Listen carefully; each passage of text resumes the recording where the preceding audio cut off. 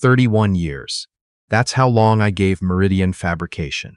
31 years of early mornings, missed birthdays, and cold dinners reheated at 9 o'clock at night because I was still on a call with a supplier in Thunder Bay or a site foreman in Fort McMurray. And in 48 hours, I was supposed to walk out of that building for the last time, with a $143,000 performance bonus in my account and my name on a licensing agreement worth more than most people make in a lifetime. Instead, I got a manila envelope, slid across a boardroom table by a 29-year-old who'd been at the company for 11 months. Let me back up. I'm a mechanical engineer by training, though I haven't touched a drafting table in 20 years. I grew up in Sudbury, worked summers in the nickel operations, and figured out early that the real money wasn't in the extraction. It was in the systems that made extraction possible. Filtration assemblies, pressure management infrastructure, the kind of equipment that nobody romanticizes but every operation in Northern Ontario absolutely cannot function without. I joined Meridian in my early 30s, when it was still a mid-sized firm out of Sault Ste. Marie with 43 employees, and a founder named Aubrey Voss, who used to eat lunch at the same Tim Hortons every single day. Aubrey was the kind of man who shook your hand and meant it. He hired me to modernize his maintenance contracts division, and within 4 years, I'd tripled its revenue. Within 8, I was running all of operations. Aubrey retired 7 years ago. That's when things started to change. His son-in-law took over. I want to be careful about how I describe him, because I'm not here to be petty. He had an MBA from Queens, which he mentioned often. He wore the kind of suits that looked expensive without actually being comfortable. He went by his full name in every email signature and insisted his assistant announce him before he entered rooms. He was 34 when he became CEO of a company he had never once worked a shift at. I told myself it would be fine. Companies change hands. What matters is the work. The work in this case was a filtration recovery system I had spent 6 years developing. It wasn't glamorous. It was a series of modular pressure recovery assemblies designed specifically for tailings management in remote mining operations, the kind of environmental and operational problem that costs companies across the Shield tens of millions every year to manage badly. My system managed it well. I had field-tested prototypes at 3 sites. I had the data. I had the patents pending. When I started that project, Aubrey and I had a specific arrangement written into my employment contract. The clause was straightforward. If Meridian paid out my full performance bonus tied to the commercialization of the technology, the IP transferred completely to the company. If they failed to pay the bonus, for any reason, under any circumstance, the IP reverted to me personally. Aubrey insisted on it both ways. He said it protected the company's investment. I agreed because it also protected mine. I didn't think much about that clause for years. It was just a line in a contract. 48 hours before my scheduled retirement date, I thought about it constantly. I was at my desk at 7:15 in the morning when his assistant came in and asked me to come to the boardroom. That was the first sign something was wrong. His assistant never called anyone to a meeting. She sent calendar invites. Walking the hall toward that room, I noticed HR's director already seated inside. My stomach dropped before I touched the door handle. He was standing when I entered. He didn't gesture to a chair. He told me that Meridian was restructuring its leadership team effective immediately. He told me my position was being eliminated as part of a strategic realignment. He told me this was not a reflection of my contributions. He slid the envelope across the table and said his assistant would coordinate the return of any personal effects from my office. I looked at him. I looked at the HR director, who was staring at the table. I said, "You understand what you're doing." He said, "This is a business decision." I said, "I'm not talking about me. I'm talking about the Voss filtration project." He said the project would continue under new management, and he was confident the transition would be seamless. I picked up the envelope. I stood. I said I hoped he was right about that. I did not say anything else. I am proud of that. I drove home.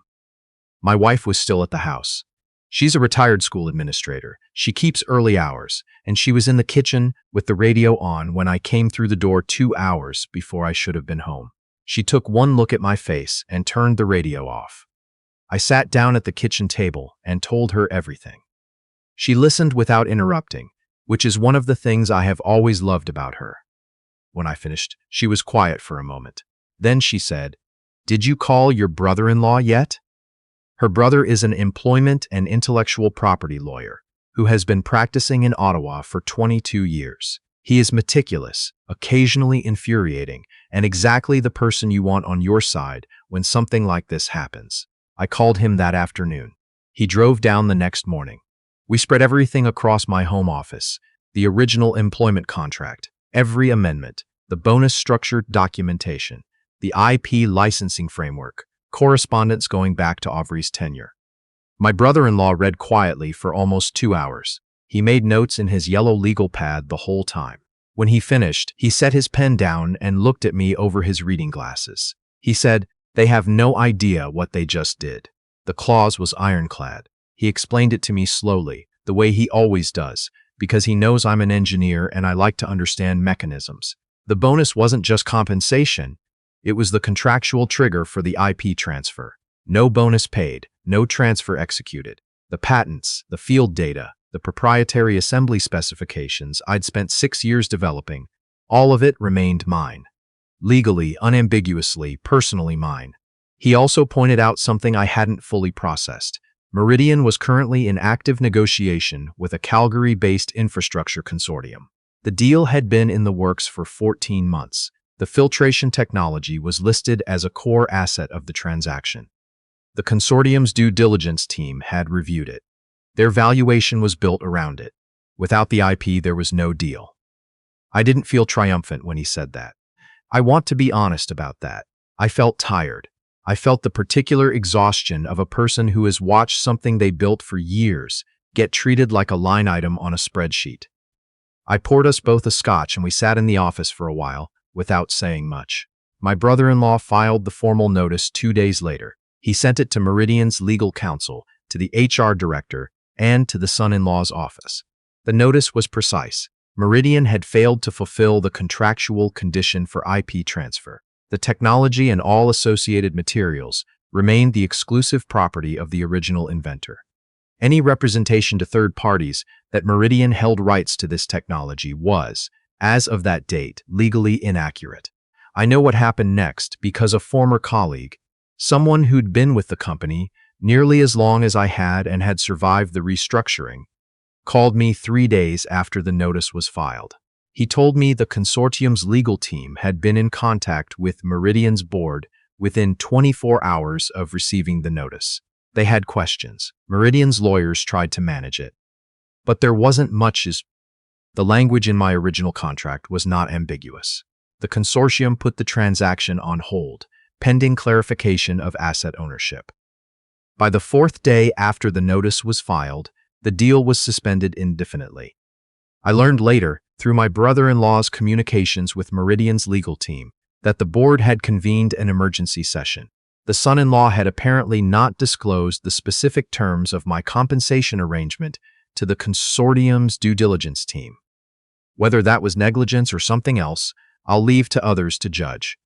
The board retained outside counsel to assess the company's options. There weren't many. On a Tuesday morning, 11 days after I'd been handed that manila envelope, the son-in-law called me directly. I almost didn't answer. I'm glad I did. The call was short. He asked if there was a path forward. I said that depended on what he meant by forward. He said the company wanted to discuss terms for acquiring the IP. I said my brother-in-law would handle any discussions of that nature. He said, "I want you to know I didn't realize the full implications of the clause." I believed him. That was somehow worse. I said, "I did."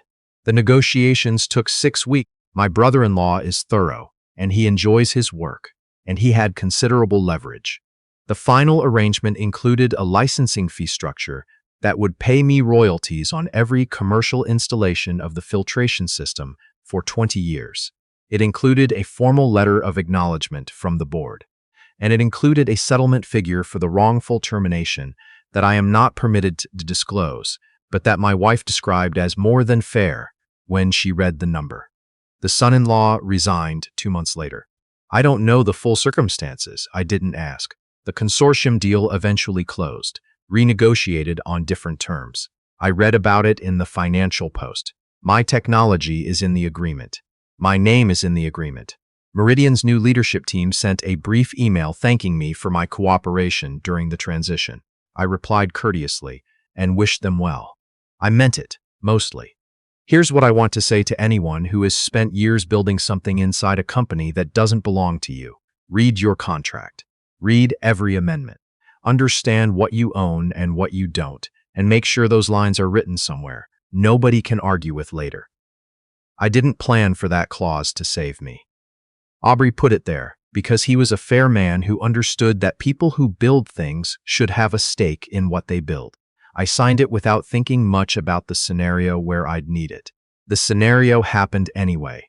My retirement looks different than I imagined it. I expected to walk out of Meridian after a small party in the boardroom. Maybe a handshake from the CEO. Maybe a card signed by people I'd worked alongside for 3 decades. Instead, I walked out on a Tuesday morning with a cardboard box of desk items and a drive home I barely remember. But I'm retired now. That part turned out the same.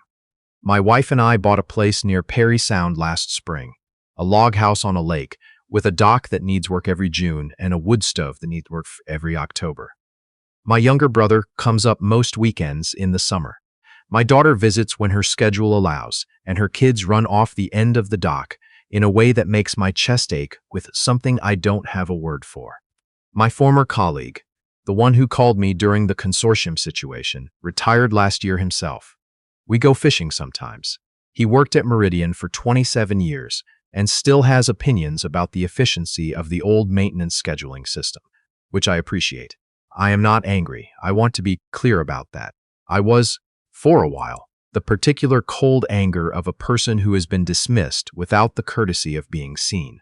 But anger is expensive, and the lake is free, and most mornings I sit on the dock with coffee and watch the mist come off the water and think that I made the right choices at every decision point that actually mattered. The clause mattered. I didn't write it, but I understood it. That's enough.